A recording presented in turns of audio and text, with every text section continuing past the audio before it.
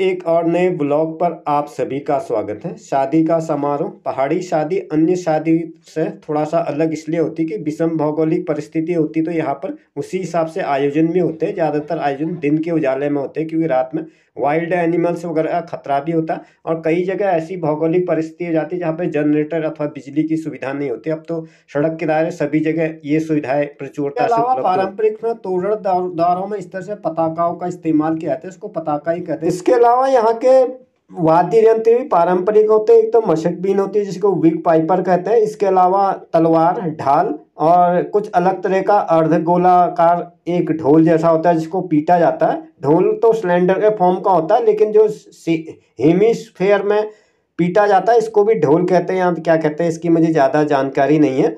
तो इस तरह से पारंपरिक नृत्य किया जाता है जिसमें तलवार जो है सम्मान और गौरव का प्रतीक है।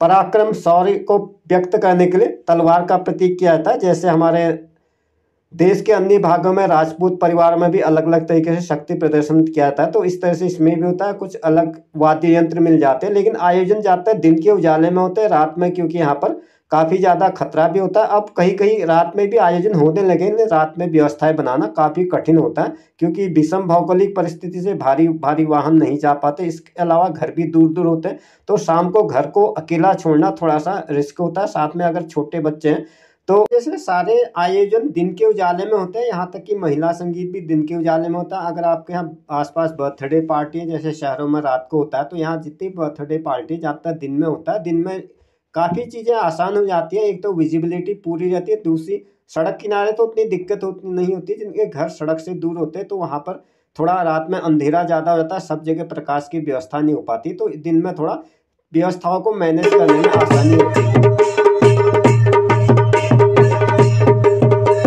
इस तरह का संगीत कई बार ऊर्जावान होता है, इससे काफ़ी अच्छा लगता भी है एकदम कि पहाड़ की चोटी से जब ये ढोल नगाड़ों की आवाज़ टकरा के जाते तो ये वाइब्रेशन काफ़ी कम हो जाता है। इसके अलावा मैंने शहरों में देखा अगर ढोल नगाड़े वगैरह बजते तो आवाज़ गूंजती है जो कान फोड़ू संगीत उत्पन्न करती है। हालांकि सब जगह का अलग अलग एक कल्चर होता है जहाँ पे जैसी भौगोलिक परिस्थिति होती है। ये बिग पाइपर है जैसा कि आप देख पा रहे हैं, मशक बीन। तो ये विवाह समारोह का स्वागत कार्यक्रम है जिसको आमतौर पर रिसेप्शन पार्टी कहा जाता है। बारात के घर लौटने के बाद आयोजन किए जाते हैं। इस तरह से नृत्य गायन होता है, कई जगह झोड़ों में नाच किया जाता है और ये पारंपरिक नाच यहाँ पर हो रहा है। महिलाओं के द्वारा जो आयोजन होते हैं उसका टाइमिंग अलग होता है। इसमें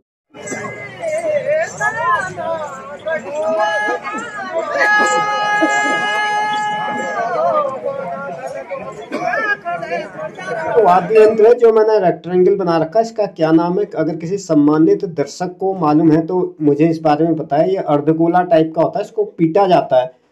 तो ये पहाड़ी नाच जैसा कि आप देख पा रहे हैं, इसमें संगीत काफ़ी अच्छा लगता है सुनने में, काफ़ी कर्णप्रिय होता है। लेकिन हम लोग यूट्यूब के प्लेटफॉर्म पर काम करें तो उनके दिशा निर्देशों का पालन करना भी हमारे लिए अनिवार्यता हो जाता है। तो इस तरह से काफ़ी अच्छा लगता है। ये जैसा कि आप देख पा रहे हैं बड़ी ही तल्लीनता से अपना वाद्य यंत्र बजा रहे हैं। एक तो इसमें अब काफ़ी इसमें परिवर्तन हुआ है समय के हिसाब से।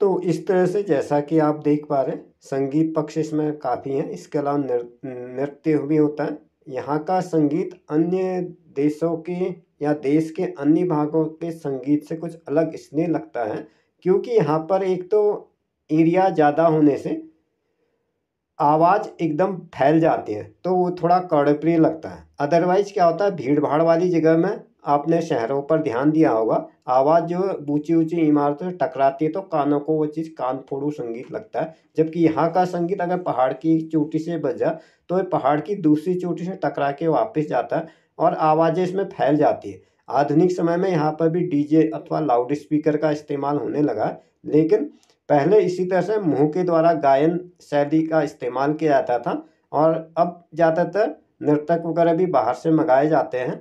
जबकि ये नाचने वाले पहले अलग ही होते थे और संगीत बजाने वाले अलग होते थे, और भी जितने भी इसमें विवाह समारोह में सम्मिलित होते थे वो कोई न कोई काम में लग जाते थे, अपना एक परंपरा का एक हिस्सा था। जैसे कोई साफ सफाई में लग जाता था, कोई सोने की व्यवस्था करता था, कोई बाहर की व्यवस्थाएं संभालता था। तो इस तरीके से, लेकिन अब वर्तमान समय में हर चीज़ इकोनॉमिक बेस्ड हो गई है, सारी चीज़ें कैटरिंग और टेंट हाउस पे डिपेंडेंट हो गया है। लेकिन पहले ऐसा नहीं था। आज से 30-35 साल पहले एक समूह में काम होता था तो सब लोग अपनी अपनी जिम्मेदारी समझ के वो काम करते थे। गांव के ही लोग खाना बनाते थे, गांव के ही लोग बारातियों के रुकने की व्यवस्था करते थे। पास के गौशाला को इसके लिए उपयुक्त माना जाता था, अथवा जहाँ पर रामलीलाएँ होती हैं, सामुदायिक भवन होते हैं, उसका इस्तेमाल किया जाता था। उस समय में लोगों के पास समय भी था और आराम से बैठ के काम भी होता था। कोई मसाला कूटता था, कोई घर की लिपाई करता था। लेकिन वर्तमान समय में घरों की बनावट में भी परिवर्तन हुआ है, आदमियों के संख्या में भी कमी हो गई है, साथ में मैनुअल लेबर भी कम हो गया है, क्योंकि ज़्यादातर काम जो है मशीनों के द्वारा होने लगा है। तो इस तरह से बाहर से लुक इसका इस तरह से आ रहा है। अभी मैं आपको दिखाऊंगा, जैसे जैसे हम बाहर निकलेंगे तो यहाँ से टेंट हाउस वाले भी अपना सामान समेटने लगते हैं और इस तरह से आयोजन समाप्ति की तरफ चलते हुए जाता है। अभी तो ये आयोजन चल रहा है मेरे बैकग्राउंड में, जैसा कि आप देख पा रहे हैं। मैं भी अभी इसका एक हिस्सा बन पाया। एक इत्तेफाक की बात थी, मेरा कोई काम था तो इसी वजह से मैं घर से बाहर निकला था, अदरवाइज शाम के समय में मुझे भी इतना समय नहीं मिल पाता है। तो जैसे जैसे निकलने का टाइम होता है टेंट हाउस वाले भी सामान समेटने लगते हैं। अभी इतना उजाला, लेकिन यहाँ पर थोड़ी सुनसानी छा जाती है, तो सभी को अब सामान समेटना होता है। अब घर जाने का टाइम है। जैसे जैसे अंधेरा होगा तो ये सारी रौनक समाप्ति की तरफ होती है।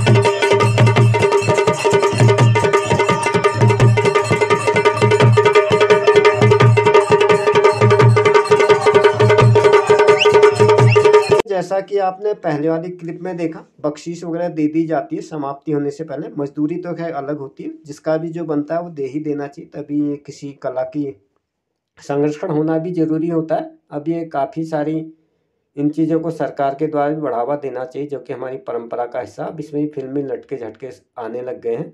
समय के हिसाब से सब चीज़ में परिवर्तन होता है, चाहे समाज हो, चाहे देश हो, चाहे हम हो। हम समय के हिसाब से सभी का बदलना एक अनिवार्य पूर्ण आवश्यकता हो जाती है। तो ये थी फिर आज की विवाह समारोह की ताज़ा रिपोर्ट। इसी तरह कुछ और लोग भी आए हैं जो यहाँ पर इस स्मृति को अपने डिजिटल रूप में सुरक्षित रखने मोबाइल फ़ोन की सहायता से रील्स वगैरह वीडियो वगैरह बना रहे हैं। तो that's the end this episode. इसी के साथ आज का यह एपिसोड में यहीं पर समाप्त करता हूँ। Thanks for stay talent. अगर इसके अलावा आप शैक्षिक तथा टेक्निकल वीडियोज़ के साथ अपडेट रहना चाहते हैं तो मेरा टेक्निकल वीडियो पर जा सकते हैं, एमटेक मिथिलेश एजुकेशन। इन लोगों ने आयोजन किया, उनके लिए आभार और धन्यवाद। उनकी वजह से मेरा ये वीडियो बन पाया।